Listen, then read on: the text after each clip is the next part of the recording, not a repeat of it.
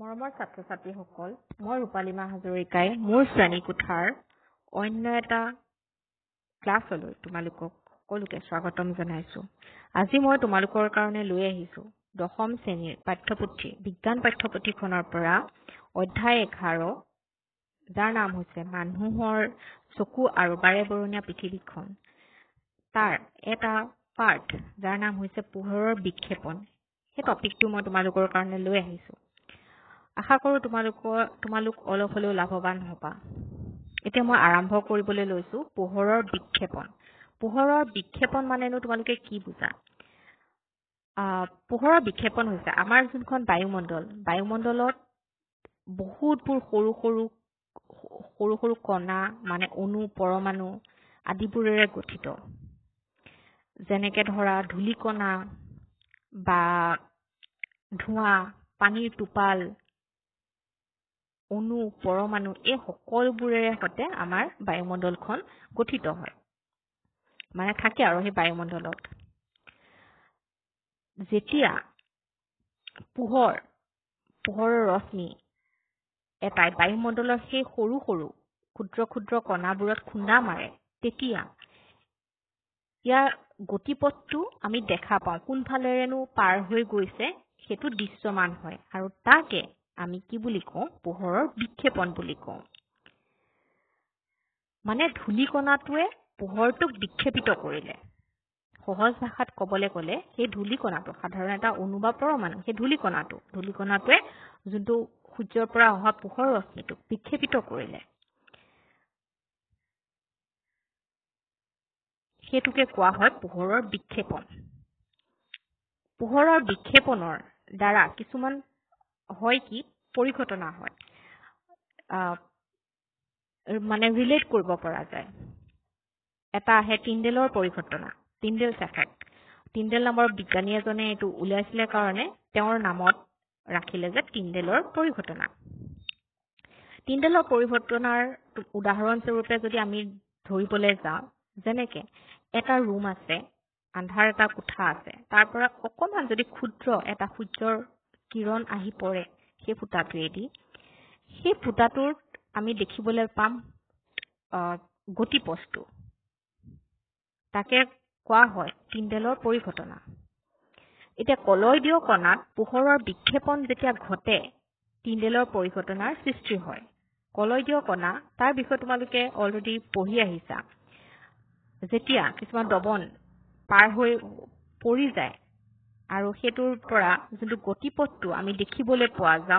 যায়, তাকে কি বুলি কয়? টিণ্ডেলৰ পৰিঘটনা বুলি কোৱা হয়। উদাহৰণস্বৰূপে মই অলৰেডি কৈছোৱেই তোমালোকক যে এটা ৰুমত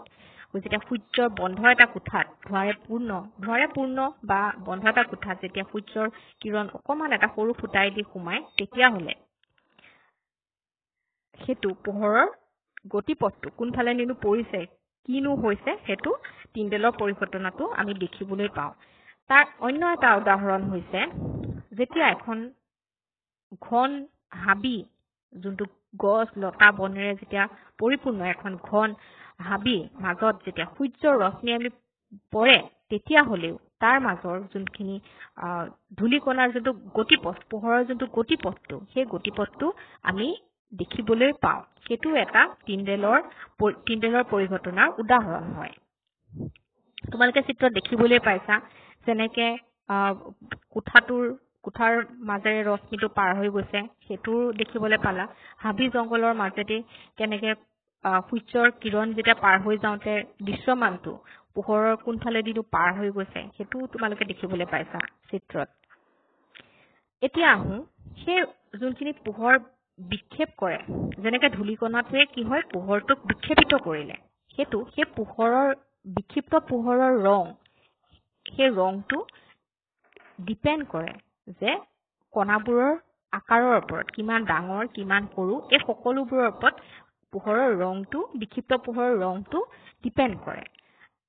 আকাৰটোৰ ওপৰত নিৰ্ভৰ কৰি পোহৰৰ সেইটো ৰং হয়। যেনেকে অতি চুটি বা সৰু যেতিয়া কণাবোৰৰ মাজত সূৰ্যৰ ৰশ্মি পাৰ হৈ যায়, তাত কি হয় তৰংগ দৈৰ্ঘ্যটো নীলা হয়, নীলা ৰঙেৰে বিক্ষিপ্ত হয়। তোমালোকে তৰংগ দৈৰ্ঘ্যৰ কথা আগৰ ক্লাছত পঢ়িবলৈ পাবা বাৰু ভালকে বিস্তীৰ্ণভাৱে। এতিয়া তোমালোকে এইটোৱে জানা যে যেতিয়া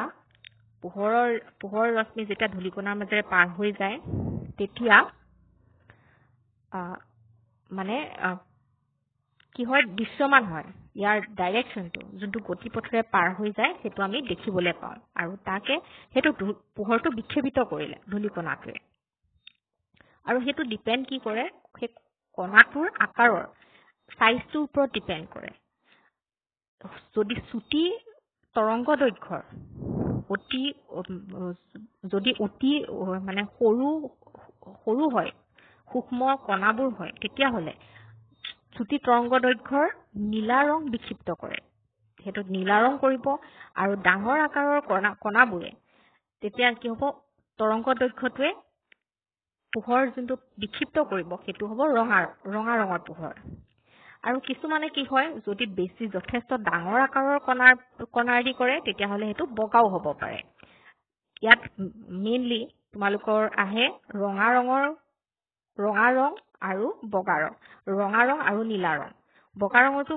যদি আকাৰটো বহুত ডাঙৰ হয় তেতিয়াহ'লে বগা হ'ব পাৰে সেয়েহে কি হয় বিক্ষেপণ তৰংগ দৈৰ্ঘ্যৰ ব্যস্তানুপাতিক মানে বিক্ষেপণ ক'বলৈ গ'লে হয় কি ইনভাৰ্সলি প্ৰপৰ্শনেল টু তৰংগ দৈৰ্ঘ্য ঠিক আছে পোহৰ এটাই যেতিয়া মানে সলনি কি হয় ডাইৰেকশ্যনটো আমি দেখিবলৈ পাওঁ আৰু গতিপথটোও সলনি হৈ থাকে তৰংগ দৈৰ্ঘ্য যেতিয়া কম হয় বিক্ষেপণ বেছি হয় আৰু সেইটো হিচাপত তৰংগ দৈৰ্ঘ্য যেতিয়া বেছি হয় বিক্ষেপণ কম হয় যেহেতু বিক্ষেপণ ইনভাৰ্সলি প্ৰপৰ্শনেল টু তৰংগ দৈৰ্ঘ্য ব্যস্তানুপাতিক সেইকাৰণে তৰংগ দৈৰ্ঘ্য যদি কমি যায় তেতিয়াহ'লে বিক্ষেপণটো বেছি হ'ব যদি তৰংগ দৈৰ্ঘ্য বেছি হয় বিক্ষেপণ কম হ'ব আৰু নীলা ৰঙৰ তৰংগ দৈৰ্ঘ্য কম সেইকাৰণে যেহেতু নীলা ৰঙৰ তৰংগ দৈৰ্ঘ্য কম সেইকাৰণে কি হয় বিক্ষেপণটো বেছি হয় সেইমতে ৰঙা ৰঙৰ তৰংগ দৈৰ্ঘ্য বেছি হয় সেয়েহে বিক্ষেপণ তাৰ কম হ'ব যিহেতু বিক্ষেপণ তৰংগ দৈৰ্ঘ্যৰ ব্যস্তানুপাতিক এইখিনিলৈকে বুজি পাইছা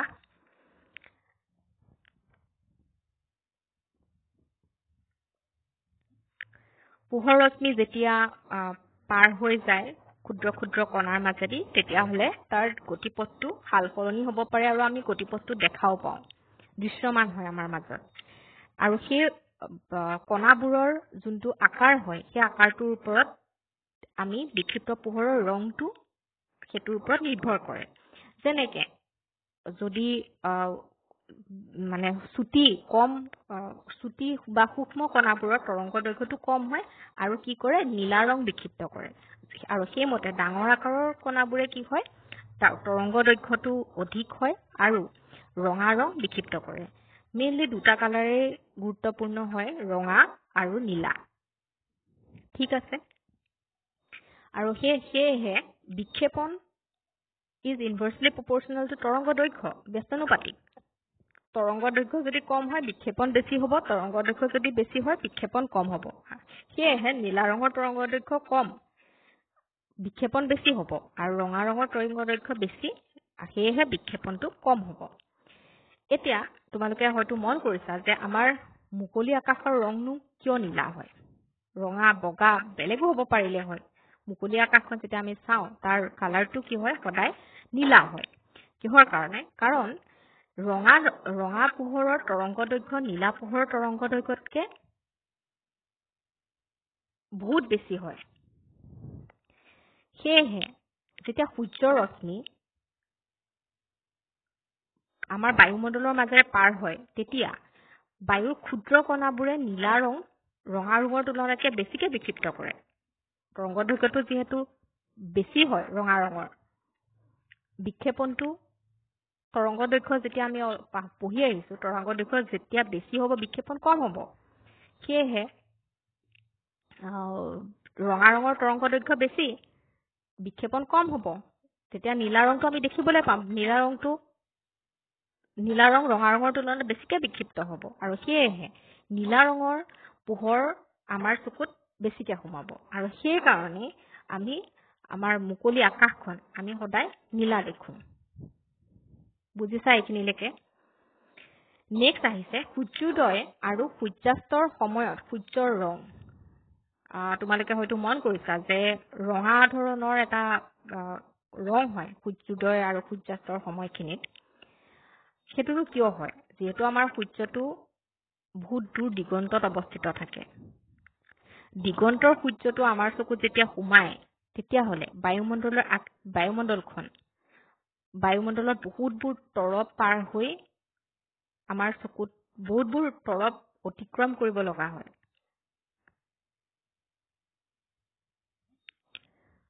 বায়ুমণ্ডলৰ যেতিয়া আমাৰ চকুত সূৰ্যটো থাকে বহুত দূৰত অৱস্থিত হয় সেই দূৰৰ সূৰ্যৰ পোহৰ আমাৰ চকুত সোমোৱাৰ পূৰ্বে বায়ুমণ্ডলৰ আপেক্ষিকভাৱে ডাঠ তৰপৰ মাজেৰে বহুত দূৰ অতিক্ৰম কৰিব লগা হয় বহুত দূৰ পাৰ হৈ আহে কম তৰংগদৈৰ্ঘ্য আমি জানোৱেই যিহেতু কম তৰংগদৈৰ্ঘ্যৰ